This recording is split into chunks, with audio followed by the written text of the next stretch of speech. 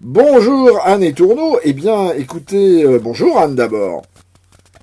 Bonjour Jacques, Alors, enchantée. Anne et Tourneau est la représentante d'une association qui est basée à Guernesey, qui s'appelle Island Titles. Alors, Island Titles, c'est une association dont le but est la conservation ou le retour même à la biodiversité d'une région d'Écosse qui s'appelle les Highlands, d'où son nom, c'est ça? Tout à fait. Effectivement, c'est donc un projet de restauration de la faune et de la flore dans les Highlands en Écosse. Alors, pourquoi là d'abord? Pourquoi Highlands? Pourquoi les Oui, Highlands, c'est oui, ça? pourquoi les Eh, Highlands? eh bien, parce que c'est l'une des régions les plus déboisées d'Europe, et donc la personne qui est originaire qui est à l'origine de ce projet a fait l'acquisition d'un domaine et avait commencé à replanter, sachant donc la difficulté pour les arbres et pour la nature de revivre dans cette région. Alors, pourquoi a-t-on déboisé? On a déboisé essentiellement, je dirais pas uniquement, mais essentiellement pour des raisons de pâturage. À un moment donné, à une époque, il s'est trouvé que les vaches de mouton étaient plus intéressantes que les petits paysans. Et donc, on a déboisé. Et après, malheureusement, il n'y a plus de régénérescence spontanée, puisque les moutons dévorent toutes les pousses. Ils arrachent tout. Complètement, ils arrachent tout. Et puis, il y a malgré tout aussi un problème d'industrie forestière. Donc, quand vous allez dans les Highlands, vous voyez que soit les collines sont nues, soit il y a des bois de sitka. Ce sont des épicéas qui sont originaires du Canada, qui poussent très vite, on les plante très serrés, et en dessous, il n'y a rien, et ça rend la terre très acide. Alors, jusque-là, bon, votre action est intéressante, mais pas très originale, parce que effectivement, reboiser, remettre à l'état naturel, c'est devenu, j'allais dire une mode. Non, c'est devenu un besoin surtout pour nous, hein, puisque Mmh. nous sommes locataires de la terre, hein, on l'oublie un peu trop souvent. Mais alors, jusque-là, votre démarche, comme je le dis, n'est pas très originale. Mais alors, ce qui fait toute l'originalité, c'est que vous vous êtes dit, certes, on peut acheter des terres et essayer de reboiser, mais si on est beaucoup, on aura peut-être plus de moyens. Alors, comment vous faites pour que l'on soit beaucoup? C'est ça. Alors, la différence, effectivement, d'autres projets, c'est qu'en Écosse, on a le droit de morceler un domaine et de le proposer en ce qu'on appelle des parcelles souvenirs. Donc, ce sont des micro-parcelles qui peuvent aller de 30 centimètres sur 30 centimètres jusqu'à 1000 pieds carrés, qui représentent à peu près 100 mètres carrés.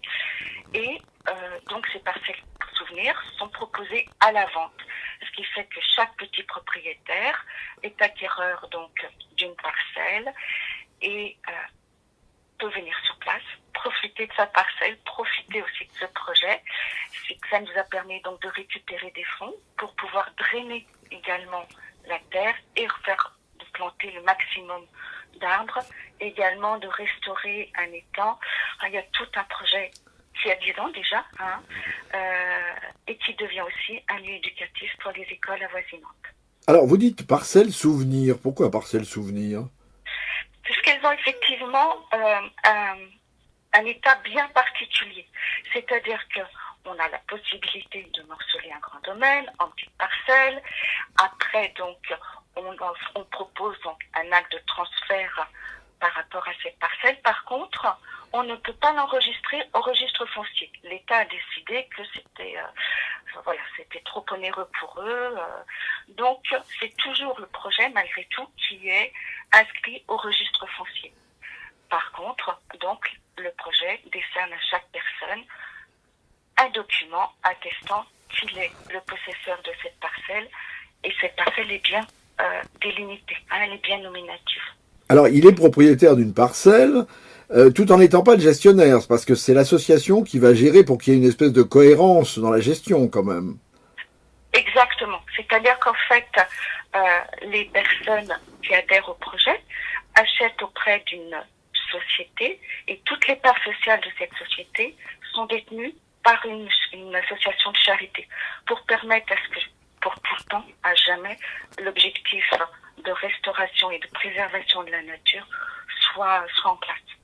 Alors donc, je peux aller sur votre site, Island Titles, je peux donc acheter depuis un pied carré, parce que vous fonctionnez en pied, hein, depuis C'est ça. un pied carré jusqu'à 100 pieds carrés ou 1000 pieds carrés, je crois. Oui, tout à fait. Alors donc Et j'achète, donc, bon, vous avez le site en allez-y, plusieurs langues.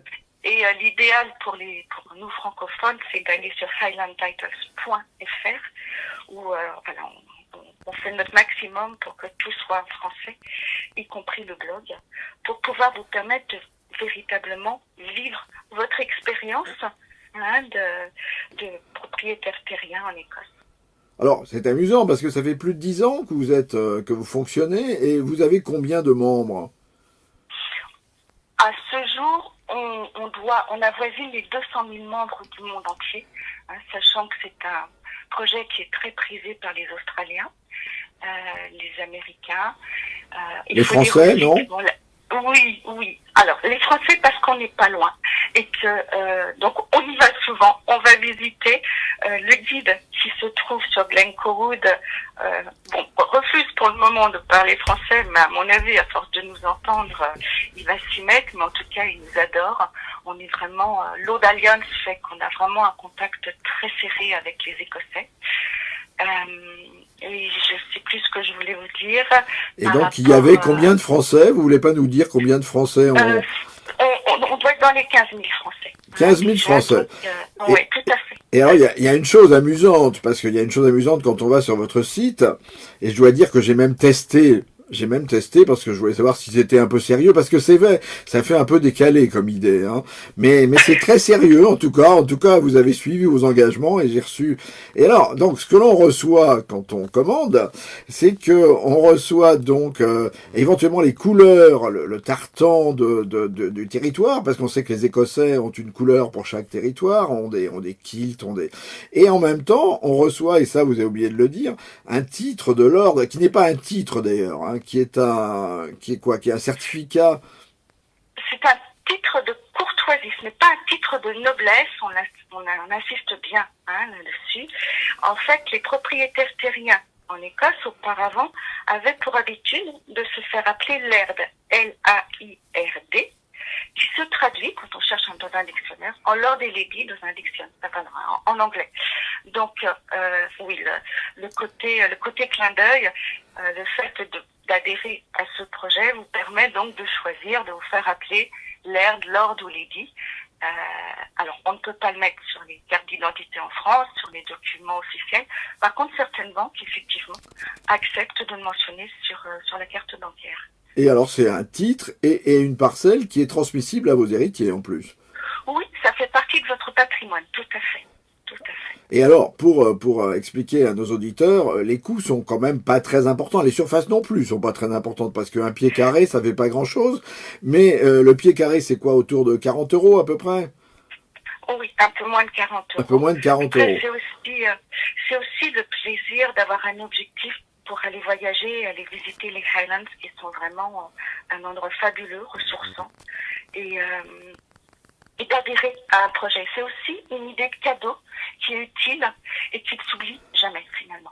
Ben, je crois que est réunie dans votre opération, d'abord une action biodiversité qui n'est pas négligeable, en tout cas pour nos auditeurs c'est très important, une action patrimoniale, pourquoi pas, et pourquoi pas créer du lien social, parce que je pense que vous avez l'idée, vous avez sûrement eu une newsletter, vous avez sûrement des liens entre vos, comment vous appelez ça, vos adhérents, vos co-adhérents, vos copropriétaires, vos lords, carrément, voilà. Eh ben écoutez, comment être lord pour 40 €? Voilà, vous avez la solution. Eh ben écoutez, merci beaucoup Anne Tourneau. Donc voilà un bon moyen de réhabiliter les Highlands et puis peut-être un de ces jours sur place. Oui, on fera une interview sur place du guide quand il acceptera de parler français. Merci beaucoup Anne. Parfait, merci à vous. Au revoir. Au revoir.